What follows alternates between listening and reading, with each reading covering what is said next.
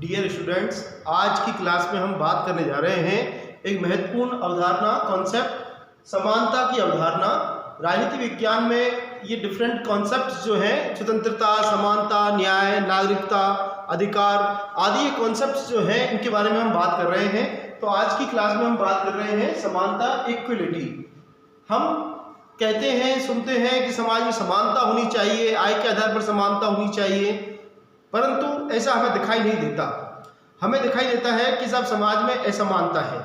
समाज में ये असमानता जो है वो दो प्रकार की हमें दिखाई देती है। एक तो है प्राकृतिक असमानता, प्रकृति द्वारा जो असमानता है। कोई व्यक्ति आकार में बड़ा छोटा है, लंबा है, मोटा है, पतला है, गौरवर्ण है, तो ये विभिन्न जो असमानताएं हैं, यह असमानताएं किसके द्वारा निर्मित है? प्रकृति द्वारा निर्मित है।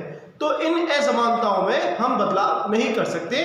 परंतु दूसरे प्रकार की जो हमें असमानता दिखाई देती है कि कुछ सामाजिक व्यवस्था में, कुछ सामाजिक जो हमारी व्यवस्था है, उस सामाजिक व्यवस्था में हमें कुछ इस तरह के प्रचलन देखने को मिलते हैं जिसके परिणाम स्वरूप समाज में असमानता पैदा हो जाती है।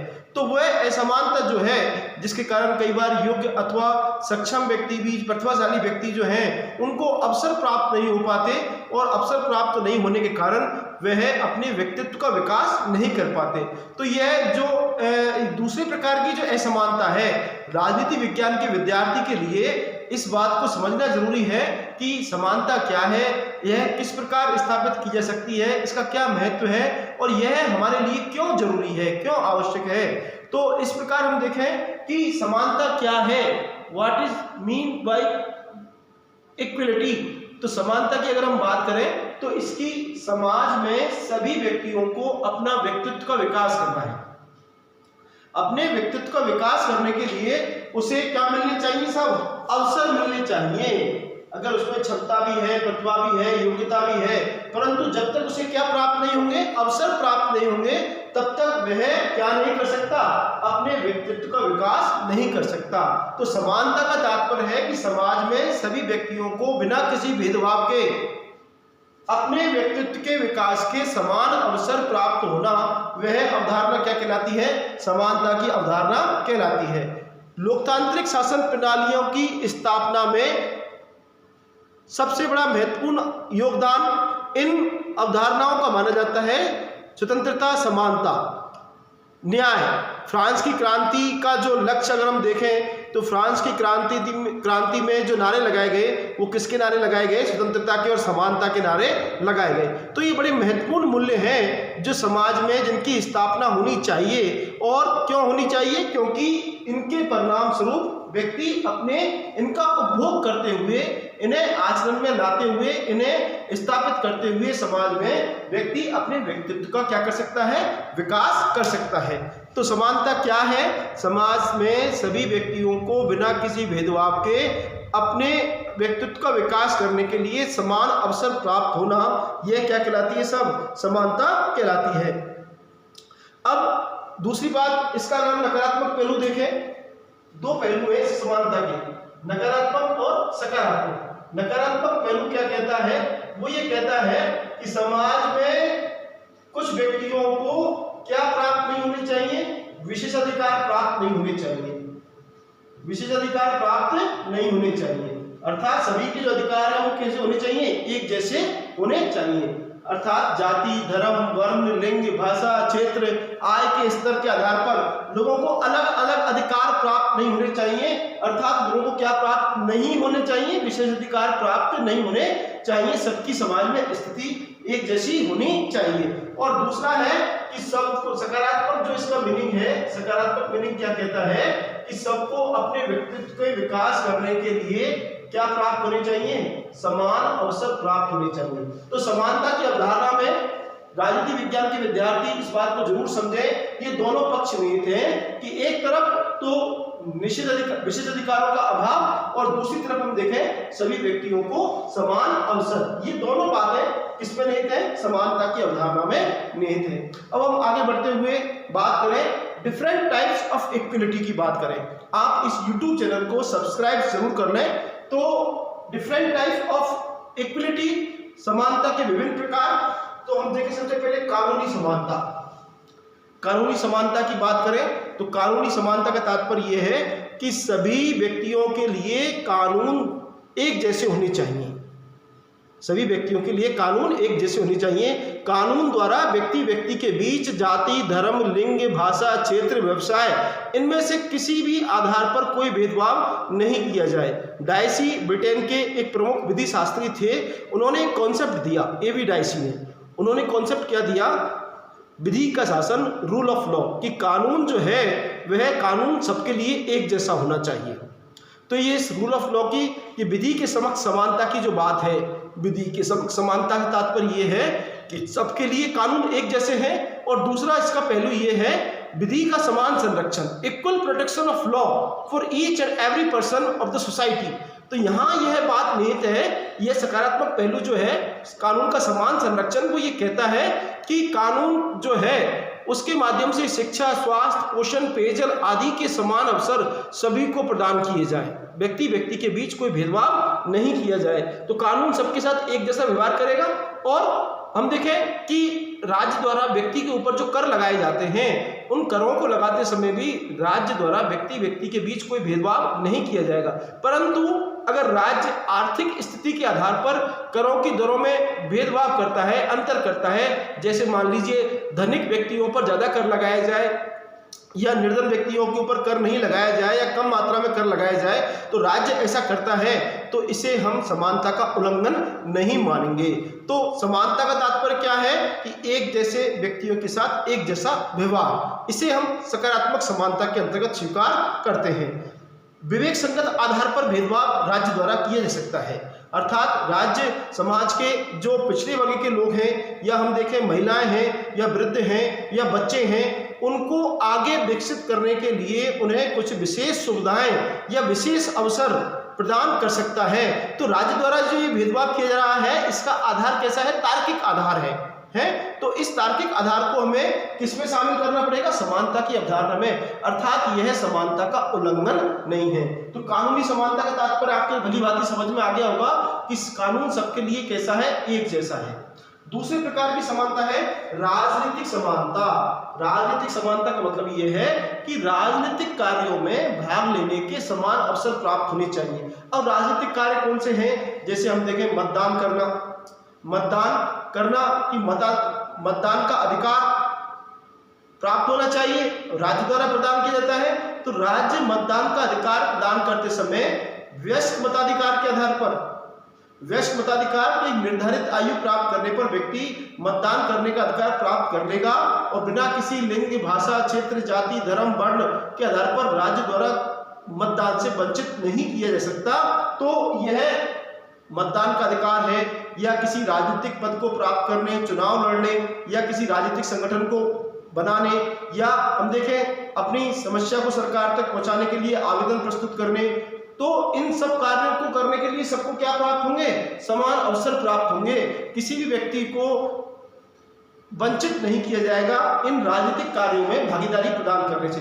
और जब तक राजनीतिक समानता की बात नहीं होगी, तब तक लोकतंत्र जो है वह अपने वास्तविक अर्थों में हमें कार्य करता हुआ दिखाई नहीं देगा। तो राजनीतिक समानता भी हमारे लिए बड़ी महत्वपूर्ण है। राजनीतिक समानता के साथ साथ समानता का एक प्रकार और है सामाजिक समानता, सोशल इक्विटी। ये भी बड़ी कई बार चर्चा का विषय बन जाती है कि हम देखें हमारे समाज में, भारत विशेषकर भारत जैसे समाज में, जहाँ विभिन्न जातियां, धर्म, वर्ण, भाषाएं, वेशभूषा, तो ये हमें देखने को मिलती है जाति। तो इन जातिगत आधार पर हम देखें कि भेदभाव की प्रथा है, और यह हमारे देखें प्राचीन भारतीय समाज में छुआछूत की समस्या। तो इस प्रकार की जो परंपराएं प्रचलित थी वो किसके विरुद्ध थी? सामाजिक समानता के विरुद्ध में थी। तो संविधान जब लागू किया गया तो संविधान में मूल अधिकारों के अंतर्गत अनुच्छेद 17 में समानता के अधिकार की जो बात की गई, उस समानता के अधिकार में अस्पृश्यता को दंडनीय अपराध घोषित कर दिया गया। और यहाँ हम देखें कि सामाजिक समानता के आधार पर कि समाज में जाति, धर्म, वर्ण, लिंग इनके आधार पर राज्य द्वारा व्यक्ति व्यक्ति के बीच कोई भेदभाव नहीं किया जाएगा और सबको सामाजिक भागीदारी करने के क्या प्रदान किए जाएंगे? समान अवसर प्रदान किए जाएंगे। अब सामाजिक समानता की स्थापना के लिए सिर्फ कानून बना देना पर्याप्त नहीं है, व्यक्ति के विचारों में, आचरण में परिवर्तन होना जरूरी है। तो कई सामाजिक सुधारक हुए भारत में, जिन्होंने इस बात के भरकस प्रयास किए कि भारतीय समाज में ये सामाजिक समानता स्थापित होनी चाहिए। तो उन्होंने ये भी कहा कि जब तक भारत के समाज के विभिन्न जातियों, विभिन्न वर्णों में जब तक सामाजिक समागम शुरू नहीं होगा, सोशल इंटरकोर्स शुरू नहीं होगा, तब तक भारत में सामाजिक समानता जो है वो यथार्थ रूप में स्थापित नहीं हो पाएगी। तो सामाजिक समानता की स्थापना के लिए जरूरी हो जाता है कि राज्य द्वारा जो इस सामाजिक वंचना से पीड़ित व्यक्ति हैं, उन सामाजिक वंचना से पीड़ित व्यक्तियों के लिए विशेष अवसर उपलब्ध कराए जाएं, उनके आर्थिक स्वावलंबन की बात की जाए, उनके शिक्षा के अवसर उपलब्ध कराए जाएं, उन्हें तकनीकी शिक्षा प्रदान की जाए। तो इनके लिए राज्य विशेष अवसर आरक्षित कर सकता है और यह प्रक्रिया हम देखें कानून के माध्यम से स्थापित भी की जाती है। तो ये सामाजिक समानता के लिए राज्य द्वारा जो प्रयास किए जाते हैं, ये प्रयास समानता की अवधारणा का उल्लंघन नहीं है, इसके विपरीत नहीं है, अपितु समानता स्थापित करने के लिए राज्य द्वारा क्या किए जा रहे हैं, प्रयास किए जा रहे हैं। आर्थिक समानता भी बड़ी महत्वपूर्ण है और आर्थिक समानता का मतलब ये है कि जो उत्पादन के साधन है, कि सभी व्यक्तियों को अपने जीवन निर्वाह करने के लिए जो उत्पादन के साधन है, आजीविका के साधन है, उन आजीविका के साधनों के ऊपर सभी व्यक्तियों की पहुंच होनी चाहिए। उन्हें प्राप्त करने के समय क्या मिलने चाहिए, सबको अवसर मिलने चाहिए। कहीं समाज में ऐसा ना हो कि उत्पादन के साधनों के ऊपर कुछ गिने चुने व्यक्तियों का नियंत्रण स्थापित हो जाए, तो इसके परिणाम स्वरूप समाज में बड़ी आर्थिक असमानता स्थापित हो जाएगी और इस आर्थिक असमानता के परिणाम स्वरूप हमारा जो राजनीतिक लोकतंत्र है, राजनीतिक स्थायित्व है, वह लंबे समय तक नहीं चल सकता। तो राजनीतिक स्थायित्व को बनाए रखने के लिए, राजनीतिक लोकतंत्र को बनाए रखने के लिए बहुत जरूरी है कि उस समाज में अमीरी और गरीबी का जो अंतर है बहुत ज्यादा नहीं होना चाहिए। किसी भी देश का कितना ही श्रेष्ठ संविधान क्यों ना हो, कितना ही मजबूत लोकतंत्र क्यों ना हो, जब तक उस देश में आर्थिक समानता का तात्पर्य यहाँ ये नहीं है कि सबकी आय समान होनी चाहिए। आय समान की बात नहीं कर रहे हैं अपन बात कर रहे हैं कि जो आजीविका के साधन हैं, उन आजीविका के साधनों पर कुछ गिने चुने व्यक्तियों का नियंत्रण नहीं होना चाहिए। इसके अलावा हम देखें सबको समान कार्य के लिए समान वेतन मिलना चाहिए, किसी की मजबूरी का फायदा ना उठाया जाए। महिलाओं, बच्चों जो इनसे जो है वो जो काम लिया जाता है, इन काम के बदले इनको पर्याप्त क्या मिलने चाहिए, हिसाब वेतन मिलना चाहिए, समान वेतन समान कार्य के लिए मिलना चाहिए। इसके अलावा हम देखें कि जो मजदूर श्रमिक जो है इनके भी संरक्षण के उपाय होने चाहिए, तभी जाकर के समाज में किसकी स्थापना हो सकती है, आर्थिक समानता की स्थापना हो सकती है। तो these are different forms of equity, हम ये समानता के विभिन्न प्रकार दिखाई दे रहे हैं। अब एक बड़ा महत्वपूर्ण विश्लेषण है, बड़ा महत्वपूर्ण एक चर्चा है, वो चर्चा ये है कि स्वतंत्रता और समानता ये दो महत्वपूर्ण राजनीतिक मूल्य हैं जो किसी भी आदर्श लोकतंत्र के लिए जिनकी स्थापना करना बेहद जरूरी है। तो ये स्वतंत्रता और समानता, व्हाट इज द रिलेशन, इनके बीच संबंध क्या है, इनके बीच संबंध क्या है। जैसा कि मैंने शुरुआत में आपको बताया कि फ्रांस की क्रांति में दो बड़े नारे लगे, लोगों ने स्वतंत्रता के साथ साथ किसकी भी मांग की, समानता की भी मांग की। तो ये दोनों, तो कुछ लोगों का मानना है कि साहब ये दोनों परस्पर एक दूसरे पर निर्भर हैं, दोनों एक दूसरे के पूरक हैं। ऐसा नहीं है कि हम स्वतंत्रता की स्थापना कर दें और बिना समानता के काम चल जाए, ऐसा नहीं है। स्वतंत्रता के साथ साथ हमें किसकी भी बात करनी होगी, समानता की बात करनी होगी। जबकि दूसरी ओर कुछ लोगों का ये मानना है कि स्वतंत्रता और समानता एक दूसरे के विरोधी हैं, each are opposite of each other. तो हम देखें ये एक दूसरे के साथ नहीं रह सकते। जैसे अग्नि पानी का मेल नहीं है ना, उसी तरह स्वतंत्रता और समानता का मेल नहीं है, ये एक दूसरे के विरोधी हैं। और इस बात को कहने वाले लोगों में हम प्रमुख तौर पर नाम लेते हैं दो ब्रिटिश राजनीति शास्त्री जो हैं, डी टॉकविले और लॉर्ड एक्टन का नाम लेते हैं। डी टॉकविले और लॉर्ड एक्टन का ये मानना है कि स्वतंत्रता और समानता एक दूसरे के क्या है, विरोधी हैं। लॉर्ड एक्टन ने तो ये कह दिया, लॉर्ड एक्टन का तो ये कथन भी है कि समानता स्थापित करने की जो हमारी बड़ी तीव्र अभिलाषा जो है, उस तीव्र अभिलाषा के परिणाम स्वरूप किसका अंत हो जाता है, समाज में स्वतंत्रता का अंत हो जाता है। समानता स्थापित करने की तीव्र अभिलाषा के परिणाम स्वरूप समाज में स्वतंत्रता का अंत हो जाता है। यह बात, यह विचार लॉर्ड ऑफ एक्टन द्वारा दिया गया। और डी टॉकविले का भी मानना है कि अगर हम किसी कमरे में समानता स्थापित करने की कोशिश करें तो स्वतंत्रता खिड़कियों से होकर बाहर निकल जाती है, अर्थात दोनों एक साथ नहीं रह सकते।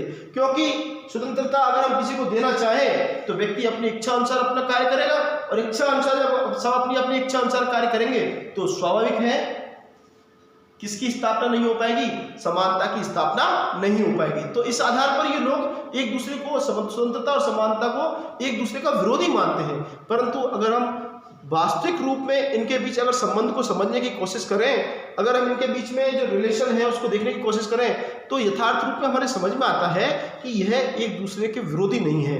अपितु अरिस्टोटल ने ऐसा माना है कि स्वतंत्रता और समानता परस्पर एक दूसरे के क्या है, पूरक हैं, mutual dependent on each other. ये दोनों एक दूसरे, स्वतंत्रता और समानता एक दूसरे के ऊपर निर्भर हैं। कैसे हैं कि जब हम स्वतंत्रता की बात करते हैं तो स्वतंत्रता से हमारा तात्पर्य यह है कि करने योग्य कार्य, स्वतंत्रता से हमारा तात्पर्य यह है कि जो मन में आए वो करें, वो नहीं है, स्वतंत्रता नहीं है। स्वतंत्रता से हमारा तात्पर्य यह है कि करने योग्य कार्य जो है, उन करने योग्य कार्यों को सबको करने को समान अवसर प्रदान किया जाना चाहिए। जैसे हम करने योग्य कार्य जो है, अगर कोई व्यक्ति अपने इन कार्यों को करता है तो निश्चित रूप से वो दूसरों की स्वतंत्रता का भी सम्मान करेगा, और जब वो दूसरों की स्वतंत्रता का सम्मान करेगा तो समाज में स्वतः ही किसकी स्थापना हो जाएगी, समानता की स्थापना हो जाएगी।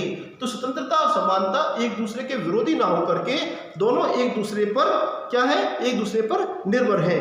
तो और स्वतंत्रता विशेषाधिकारों की बात को भी स्वीकार नहीं करती है, तो विशेषाधिकार नहीं होंगे तो भी किसकी स्थापना होगी, समानता की स्थापना होगी।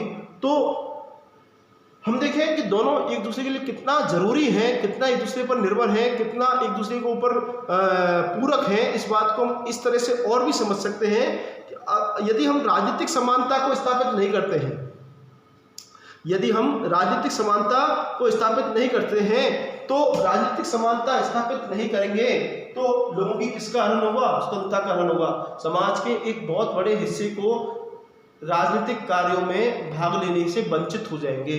तो राजनीतिक समानता के लिए जरूरी है कि सबको क्या प्राप्त होनी चाहिए, स्वतंत्रता प्राप्त होनी चाहिए। अगर हम नागरिक समानता की स्थापना नहीं करें तो कई नागरिकों को बड़ी संख्या में नागरिक स्वतंत्रताएं, सिविल लिबर्टीज प्राप्त नहीं हो पाएंगी। और यदि हम सामाजिक समानता की स्थापना नहीं करें तो सामाजिक समानता की स्थापना नहीं करने से समाज में समानता जो है वो कुछ व्यक्तियों के लिए विशेषाधिकार मात्र रह जाएगी।